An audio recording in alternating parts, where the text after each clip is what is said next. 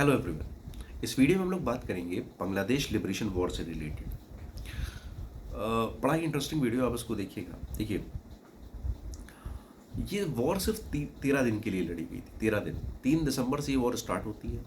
16 दिसंबर को waste Pakistan surrender कर देता है।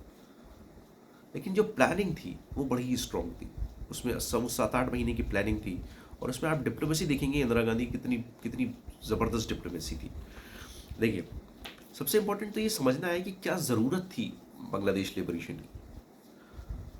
तो अगर हम देखते हैं तो पहली चीज़ तो ये थी कि क्योंकि फॉर्मेशन पाकिस्तान का हुआ ही रिलीजन के बेसिस पे था। और रिलीजन एक के बेसिस पे अगर आप इंडिया जैसी जोग्राफिकली डाइवर्स कंट्री में अगर आप सोचें तो रिलीजन एक बड़ा ही वीक बॉन्ड है। अगर आप देखें, लखनऊ का जो मुसलमान है वो लखनऊ के हिंदू से ज़्यादा करीब है कल्चरली। और जो बेंगलोर का जो मुसलमान है वो बेंगलोर के हिंदू ज़्यादा करीब है कल्चरली। अगर हम इनको कंपेयर करें कि बेंगलोर का मुसलमान लखनऊ के मुसलमान से करीब है, तो नहीं, ऐसा नहीं है। उसी बेसिस पे ईस्ट पाकिस्तान और वेस्ट पाकिस्तान सिर्फ इस बेसिस पे कि दोनों मुसलमान है करीब है, ऐसा नहीं है। बंगाली कल्चर एकदम अलग है। ठीक है। तो एक एक बड़ा इशू था यहाँ पे religion. Religion as a bond नहीं काम नहीं करेगा। दूसरी चीज़ थी लिंग्विस्टिक फैक्टर। बंगालीज बहुत दिन से डिमांड कर रहे थे शुरू से ही कि बांग्लादेश बंगाली लैंग्वेज को जो है वो ऑफिशियल लैंग्वेज बनाया जाए। वो उसको भी नहीं मान रहे थे। इसके साथ साथ जो आपका बांग्लादेश है वो एक जूट प्रोड्यूसिंग स्टेट है। तो उसका जो फॉरेन एक्सचेंज वो अर्न करता था, उसका प्रॉफिट जो है वो चला जाता था वेस्ट पाकिस्तान। बांग्लादेश में कुछ स्पेंड ही नहीं होता था, बांग्लादेश के लिए कुछ पैसा ही नहीं खर्च होता था। वो टोटल चला जाता था आपके वेस्ट पाकिस्तान में।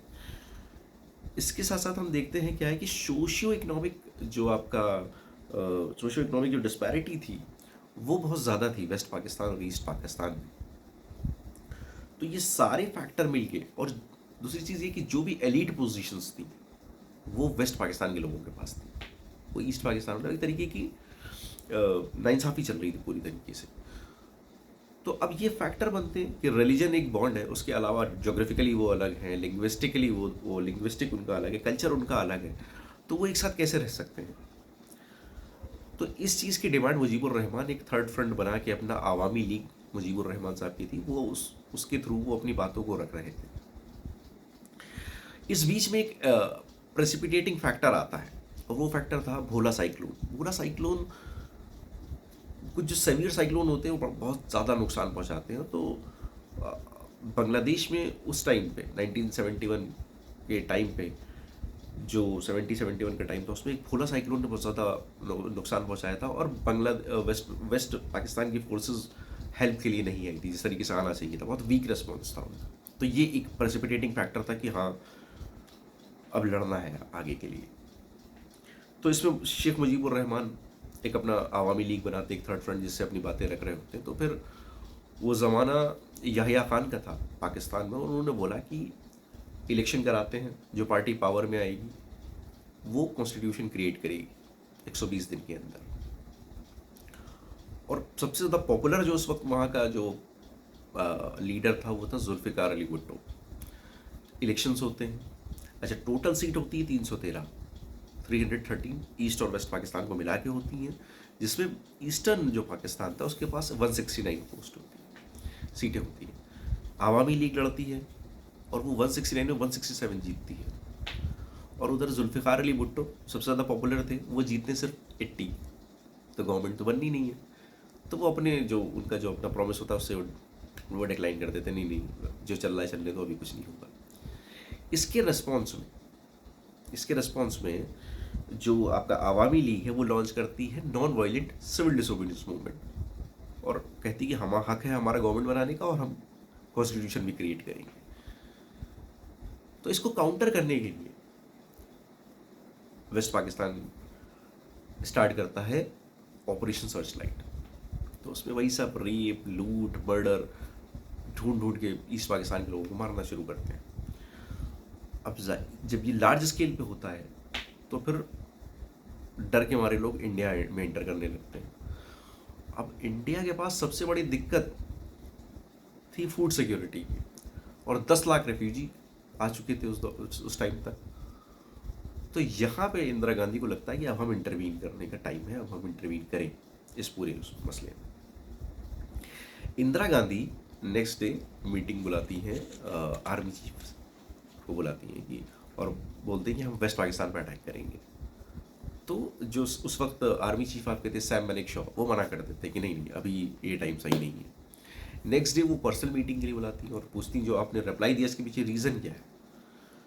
तो वो उसमें वो समझाते हैं कि देखिए एक डिफ़िकल्ट टेरेन है, ईस्ट पाकिस्तान का एक डिफ़िकल्ट टेरेन है, और अप्रैल के बाद वहाँ पे रेन स्टार्ट हो जाएगी। फिर वो काल बैसाख जो लोकल विंड चलती है, स्टॉर्म जो आता है वहाँ पे, काल बैसाख की जगह है, डिफ़िकल्ट टेरेन है, हमारे लिए अप्रोच करना बड़ा मुश्किल होगा।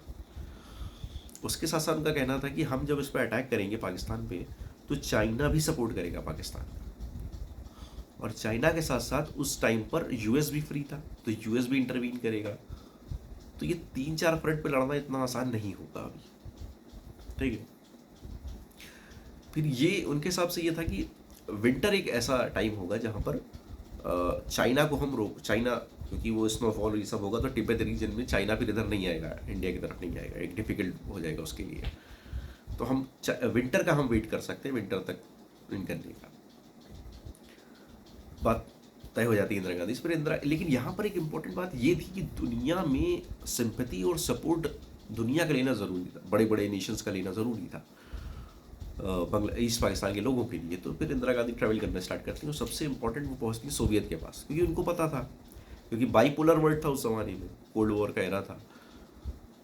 तो जो आपके पाकिस्तान के ऊपर शुरू से ही हाथ था अमेरिका का, बेसिकली इस पाकिस्तान की पैदाइश में तो यूके और यूएस ही हैं मेन, जिन्होंने पाकिस्तान और इसराइल को पैदा किया है। तो इंदिरा गांधी ने ये तो सपोर्ट मिलने वाला नहीं है। इंदिरा गांधी जाती हैं सोवियत जाती हैं, पूरी बात रखती हैं अपनी डिप्लोमेसी से, और उन्हें उनको वो तैयार करती हैं और एक ट्रीटी साइन करती हैं, treaty of friendship cooperation, treaty of friendship peace and cooperation को साइन करती हैं।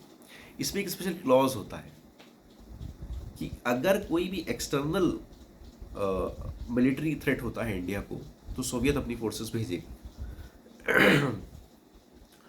अब ये इसका ये मतलब है कि any attack on India will tantamount to attack on Soviet. Hindustan पे हमला मतलब सोवियत पे हमला।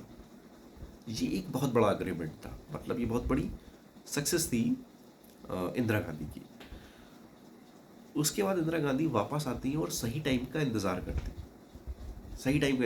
हैं। तो इसमें वो क्या करती हैं, वहाँ से सब कुछ रेडी हो गया, सपोर्ट वपोर्ट सारा रेडी है। फिर इंदिरा गांधी क्या करती है कि डायरेक्टली हम ईस्ट पाकिस्तान में ना लड़ें, एक ही फ्रंट हो लड़ने का, और वो है वेस्ट पाकिस्तान। तो ईस्ट पाकिस्तान में एक पहले से एक मुक्ति वाहिनी के नाम से एक ऑर्गेनाइजेशन छोटी छोटी एक्टिव थी जो लड़ रही थी अपने हकों के लिए, अपने हक के लिए। मुक्ति वाहिनी को ट्रेनिंग और आर्म एंड एम्यूनिशन देते हैं इंडिया वाले, बुला के उसको ट्रेन करके उनको भेज देते हैं कि तुम अपनी लड़ाई लड़ो। और लोकल रेजिस्टेंस बड़ा इंपॉर्टेंट होता है। अगर आप देखेंगे इंटरनेशनल, आप जब वर्ल्ड वॉर पढ़ेंगे, रशिया हुआ, या रिसेंटली अगर रशिया यूक्रेन वॉर में देखें, रिसेंटली रशिया ने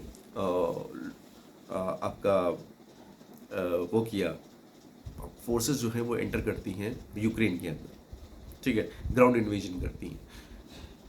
तो जो विंडो से और ग्रिल से जो मतलब रास्ते के दोनों साइड जो घर थे, वहाँ से जो ज़बरदस्त फायरिंग होती है यूक्रेन की तरफ से, तो बड़ा ही भयानक मतलब नुकसान होता है रशियन फोर्सेस का। इसे कहते हैं लोकल रेजिस्टेंस देना। तो जिस तरीके से मुक्ति वाहिनी को एक हम लोगों ने क्या किया, ऑपरेशन जैकपॉट के थ्रू हम लोगों ने मुक्ति वाहिनी और छोटे छोटे ऑर्गेनाइजेशन को बुला के ट्रेन करके उनको भेज दिया वापस, तुम अपने लिए लड़ो।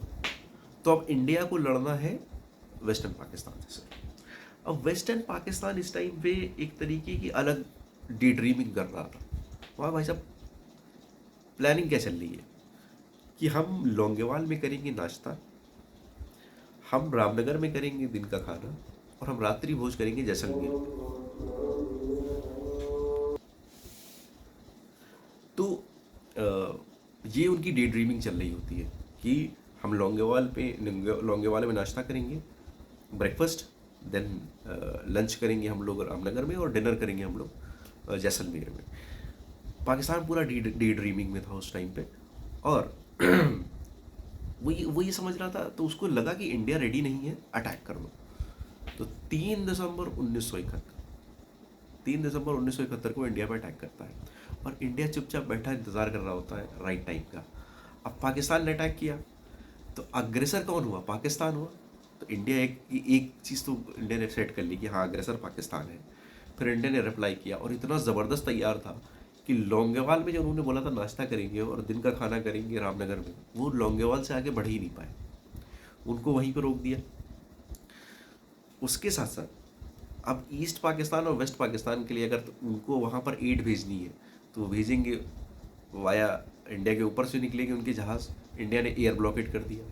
अब आप जाइए अरेबियन सी और श्रीलंका होते हुए, बे ऑफ बंगाल होते हुए, तो वो उनके लिए डिफ़िकल्ट होने लगा।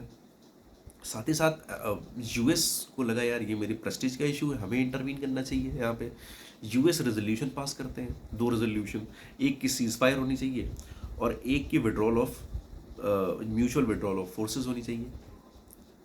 इस रेजोल्यूशन को वीटो कर देता है सोवियत। इस रेजोल्यूशन को वीटो कर देता है सोवियत। उसके बाद क्या करता है, जब देखता है कि याला काम नहीं बन पाया यहाँ से, जब यहाँ से काम नहीं बन पाया आपका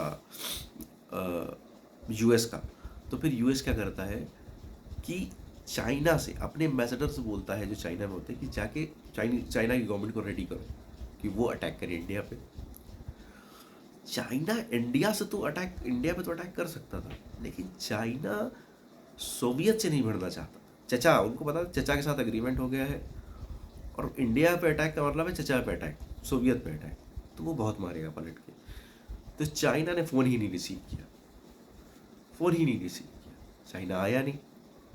यूएस, फिर फाइनली यूएस ने क्या किया, गनबोट डिप्लोमेसी स्टार्ट की। गनबोट डिप्लोमेसी क्या होती है?